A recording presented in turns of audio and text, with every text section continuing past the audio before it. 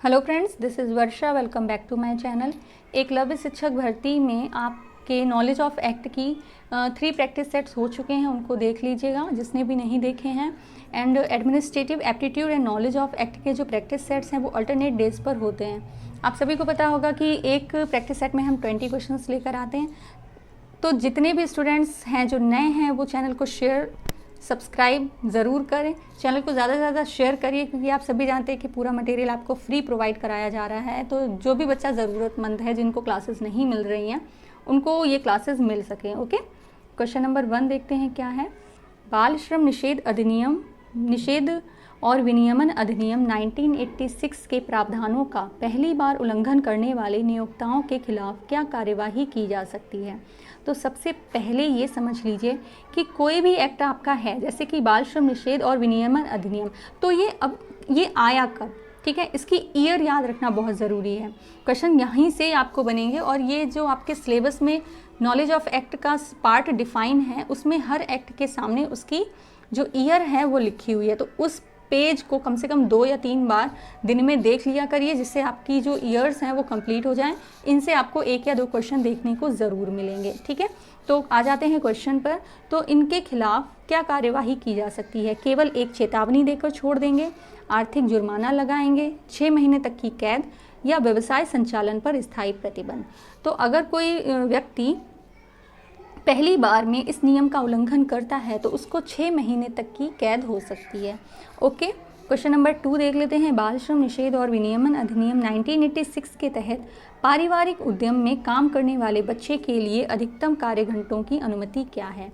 तो अगर किसी के फैमिली में बिजनेस चल रहा है और बच्चा उसका सीखना चाहता है, तो उसमें भी कुछ आवर्स, कुछ घंटे डिसाइड किए गए हैं कि इतने घंटे ही वो वहाँ दे सकता है, लेकिन उसकी जो पढ़ाई है, उसकी जो शिक्षा है वो बाधित नहीं होनी चाहिए, ठीक है, क्योंकि किसी भी बच्चे के लिए जो शिक्षा है वो सर्वोपरि है। प्रतिदिन 4 घंटे, प्रतिदिन 5 घंटे, 6 घंटे, 7 घंटे। तो फैमिली बिजनेस में घर का बच्चा सिर्फ 6 घंटे तक जाकर सीख सकता है एज ए अप्रेंटिस, ठीक है। नेक्स्ट है क्वेश्चन नंबर 3। बाल श्रम निषेध और विनियमन अधिनियम 1986 के अनुसार पहली सजा के बाद बाल श्रम के बाद के अपराध के लिए क्या सजा है। मतलब अगर किसी व्यक्ति को बाल श्रम के वजह से सज़ा मिल चुकी है और फिर भी वो दोबारा से उसी अपराध को दोहरा रहा है, तो उसके लिए क्या सज़ा होगी। केवल आर्थिक जुर्माना, 1 वर्ष तक का कारावास, 3 साल तक की कैद, व्यवसाय का स्थायी समापन। तो इसके लिए अधिकतम सज़ा 3 साल तक की कैद है और मिनिमम जो सज़ा है वो 1 ईयर है, ठीक है। तो यहाँ पर हमने लिख दिया है, आप लोग देख लीजिएगा। क्वेश्चन नंबर 4 देखते हैं। अधिनियम बाल श्रम पुनर्वास सह कल्याण बोर्डों के गठन के लिए प्रावधान करता है। इन बोर्डों को कितनी बार मिलना चाहिए। जो बोर्ड बनाए जाते हैं उनको साल में कितनी बार मिलना चाहिए, महीने में, त्रैमासिक, अर्धवार्षिक, या साल में 1 बार। तो इसके लिए जो राइट ऑप्शन है वो बी है। बोर्डों को साल में हर तिमाही में 1 बार मिलना चाहिए, ये समझ लीजिए, ठीक है। त्रैमासिक का मतलब हर तिमाही में 1 बार, 3 महीने में 1 बार, ठीक है।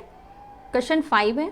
बाल श्रम निषेध और विनियमन अधिनियम 1986 की कौन सी धारा बाल श्रम पुनर्वास सह कल्याण बोर्डों के गठन से संबंधित है। तो पुनर्वास के लिए जो सह कल्याण बोर्ड हैं उनके गठन से संबंधित कौन सी धारा है। धारा 6, धारा 9, धारा 17, धारा 15। तो इसमें ज़्यादा धाराएं नहीं हैं, आप लोग अच्छे से देख लीजिएगा। पूरे हैंड रिटन में आपके नोट्स प्रोवाइड कराए गए थे। टेलीग्राम चैनल ज़रूर ज्वाइन करिए, जिसमें सारे ही नोट्स आपको फ्री प्रोवाइड कराए जा रहे हैं, ठीक है। इसके लिए जो राइट ऑप्शन है वो सी है। धारा 17 के अंतर्गत बाल श्रम पुनर्वास सह कल्याण बोर्ड के गठन से संबंधित है।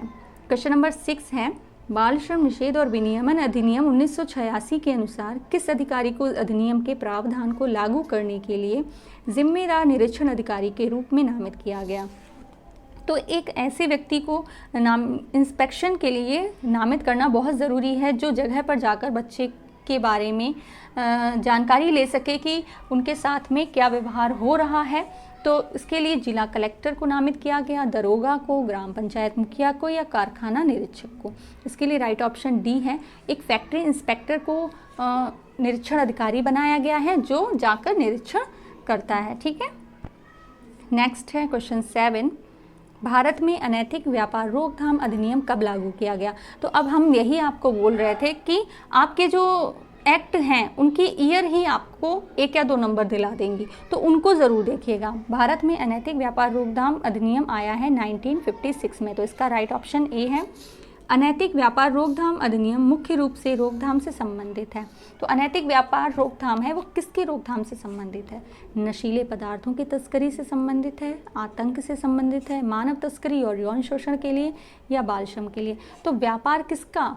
मानव तस्करी और यौन शोषण के लिए। ठीक है, तो राइट ऑप्शन इसका सी है। नेक्स्ट है क्वेश्चन नंबर 9। अधिनियम को आमतौर पर कहा जाता है, तो कौन सा अधिनियम? ये जो आपका इमोरल ट्रैफिक रूल है उसके लिए बात हो रही है, तो इसको इप्टा कहा जाता है, इंडियन पीपुल्स थिएटर एसोसिएशन। ठीक है, क्वेश्चन नंबर 10 है, अनैतिक व्यापार रोकथाम अधिनियम का मुख्य उद्देश्य क्या है?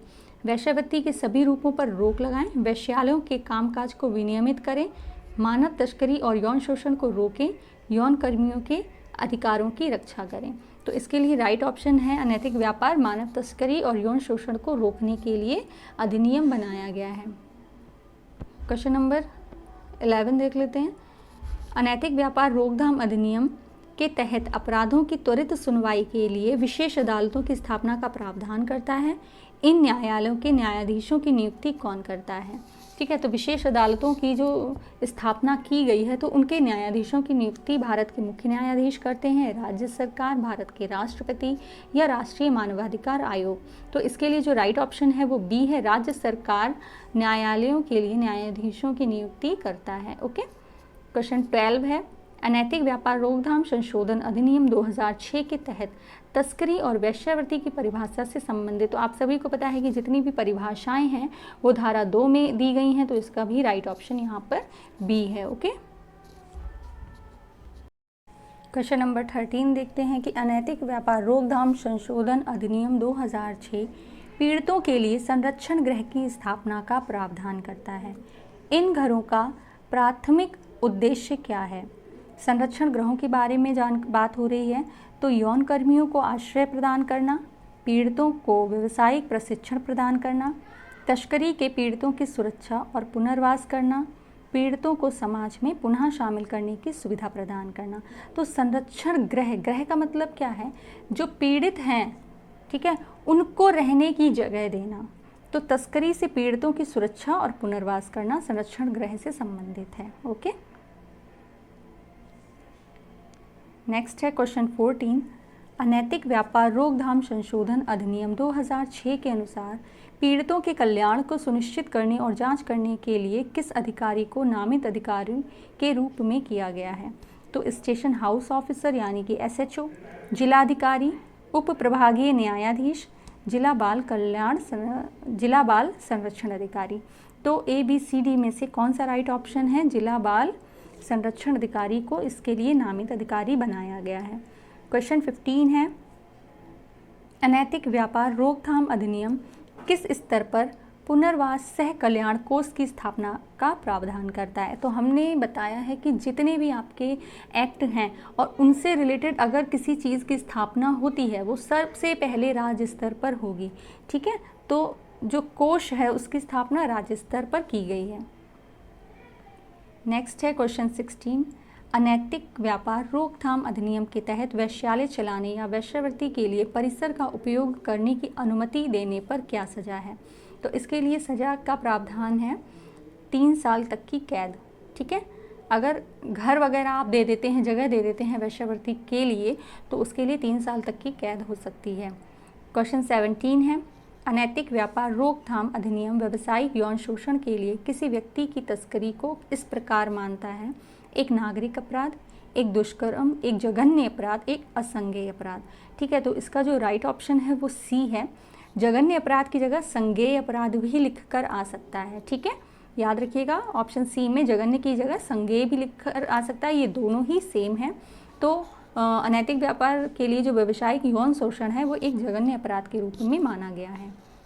क्वेश्चन 18, निम्नलिखित में से कौन सा या सही है? तो बाल विवाह प्रतिषेध सिविल विवाह अधिनियम 1872 में आया, बाल विवाह निषेध अधिनियम 2006, बाल विवाह निरोधक अधिनियम 1929 का स्थान लेता है। तो इसमें कौन सा सही है? केवल एक, केवल दो, मतलब बी, ए और बी दोनों ही सही हैं या इनमें से कोई नहीं? तो ऑप्शन सी यहाँ पर सही है।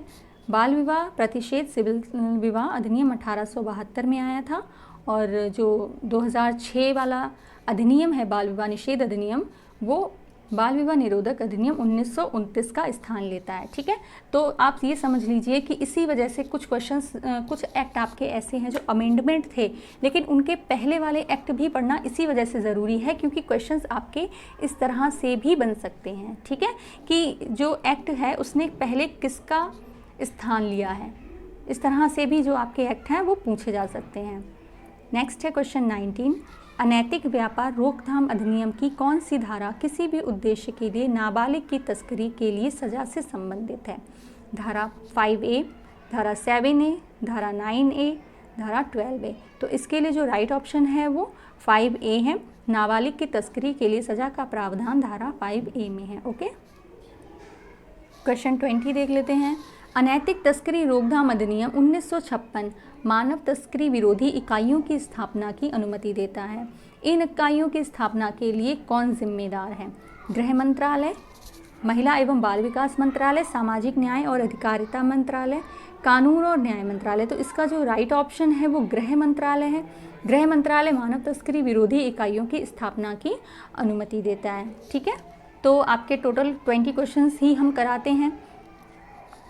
चैनल को ज़्यादा से ज़्यादा शेयर ज़रूर करिए, ठीक है, क्योंकि आप सभी को ये जो मटेरियल है वो पूरा फ्री में प्रोवाइड कराया गया है, कोई भी फीस चार्जेस नहीं है। तो हम बस इतना चाहते हैं कि और बच्चे जिनको क्लासेस नहीं मिल पा रही हैं उनको भी प्रॉपर हेल्प हो पाए। ओके, तो लाइक शेयर एंड सब्सक्राइब ज़रूर करिए, बेल आइकन ज़रूर प्रेस करिए, जिससे जो नोटिफिकेशन है वो आपको मिल सके। कोशिश की जाती है कि सुबह 9 बजे आपकी एक क्लास आ जाए, उसको देखिएगा ज़रूर। ठीक है, तो थैंक्स फॉर वॉचिंग।